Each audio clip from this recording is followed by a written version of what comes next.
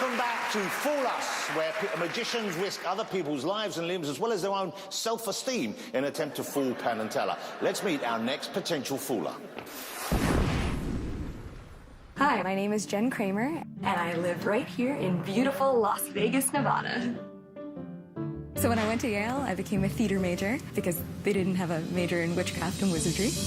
I figured Yale is basically Hogwarts. I'll join the Magic Society. And I show up on campus, and turns out there wasn't a Magic Society. So I decided to start one, and I'm proud to say it's still going strong. So when I was 14 years old, I was dreaming of being in Las Vegas one day, of performing on a big stage. Now that I'm doing my show here, there will be girls who come up after the show and say, you know, I never considered magic. But then I saw the show, and, you know, now I think magic is so cool. And that, to me, is so rewarding. I love that about magic.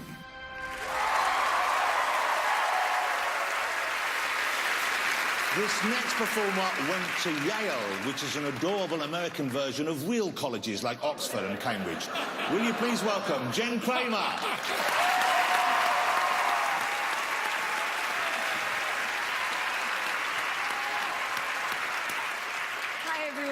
Thank you so much for that warm welcome. It is wonderful to be here with you all. I did just graduate from Yale University, and now I'm doing, thank you, now I'm doing magic full-time. Or Mom and Dad, if you're watching, I am a brain surgeon, just like I told you. I do these card tricks to keep my fingers nimble. Thank you.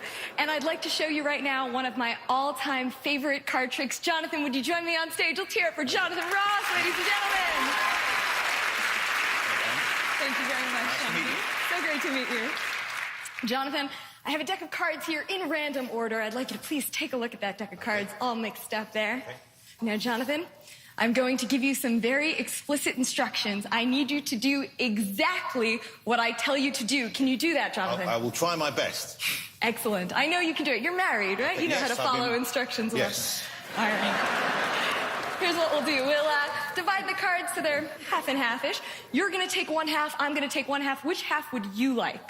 This half. That half. Go for it. Give that half a shuffle, if you would. Really mix it up well there.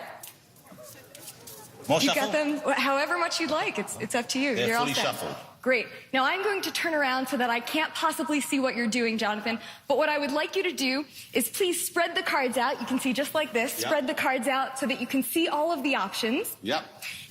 And then I'd like you to think of any one of those cards that you see. Okay. But have you got one in mind? I've got most in my mind right now, but I'll go back to just one. Okay, I've changed it. I've got one in my mind. You've got one in your mind, and you'll remember that card. I'm going to try my best. Terrific. All right, Jonathan, I'll grab back the cards. We'll shuffle them all together, in fact. Okay. And are you ready for your next instructions? Yes. You've been doing very well following Thank instructions so far. Make sure they're nice and mixed up.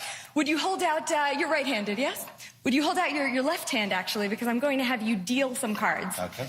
All right, terrific. Now, this is so that the cards are entirely out of my control right now, Jonathan. You've got the cards right there. I have the power. Now, what I'm going to ask you to do is please deal the cards face down onto my palm, okay, starting from the top of the deck until I say stop. All right, and by the way, now that the cards are completely out of my control, you can let everyone know what's the card you're just thinking of. I thought of the 8 of diamonds. The 8 of diamonds? Yes. All right, well, please go ahead, and I'd like you to start dealing down cards there until I say stop. Oh, stop. It was quick, but it was good while it lasted. I've heard that far too often in my life. Now, Jonathan, just to recap here for a moment, you looked at the cards, you were thinking in your mind of a single card, you shuffled the deck, you dealt the cards. Absolutely. Right here, the card you're thinking of, Jonathan? The 8 of diamonds? 8 of diamonds, let's see how we did. Go for it. Wow! The 8 of diamonds. Thank you very much. Thank you, Jonathan. Well, that was fabulous. No idea how that went, because I had hold of them all the time there. So Penn and Teller are going to talk and work out if they can work out how you did that. I was kind of on top of it there. I couldn't see anything. I had no idea. Let me ask you about your schooling bit, though. You speak 4 languages, is that right? I do. What are those languages? I speak English, French, Spanish, and Swahili. Wow. Well, I can see why you would want to learn some of them, but why French? I know. Nobody Nobody speaks that language. That's crazy. And what's the situation for you, being a woman in magic? What are the advantages and what are the disadvantages of that? You know, I think there are advantages and disadvantages. You know, advantages being that I guess you sort of stand out just by nature of being a woman. Disadvantages also being that things can be a little bit more challenging. You know, the magic books are written for men in men's clothing and that type of thing. Yeah, I guess because if you're wearing a big jacket, then you could conceal stuff far more easily than coming out with bare sleeves. So, exactly. yeah. Exactly. Okay, well, I think they're ready now. They've deliberated long enough. Pen? Well, you know, the temptation, because women in magic are so rare, is to talk about how refreshing it is to see someone with a couple of X chromosomes up there. But I don't think that's the most interesting thing about this. The most interesting thing about this is not your gender, but rather that what you did as a trick, and the audience probably can't tell the difference. What you did as a trick was predominantly intellectual. And a lot of the people that come out here and do tricks, it's finger flinging, it's what I would call juggling. It's a huge amount of physical practice. Yes. What you were doing there is a huge amount of mental practice. As a matter of fact, when you got to the place when you had to do a shuffle that, you had to do your shuffle, yes. You could see that your handling of the cards was not as smooth as your handling of your mind. I'm going to say a couple of names to you. There's a great Spanish magician named Juan Tamariz, and there's another great Chicago magician named Aronson.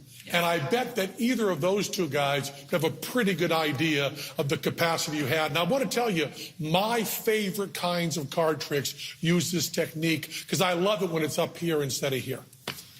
You got a pretty good idea? Absolutely. Okay. But I'm assuming that kind of, the codes and the names mentioned there, that's enough for you to believe that they know what you were doing? It was all done up here, Jonathan, all done up here. Yeah. That's why I was so good to work with, because nothing was being done up here. But you were fantastic. It blew us all away for sure, even if you didn't fall them. Jen was wonderful, wasn't she? Jen Kramer, ladies and gentlemen. That was fabulous. Jen Kramer. Thank you, Jen.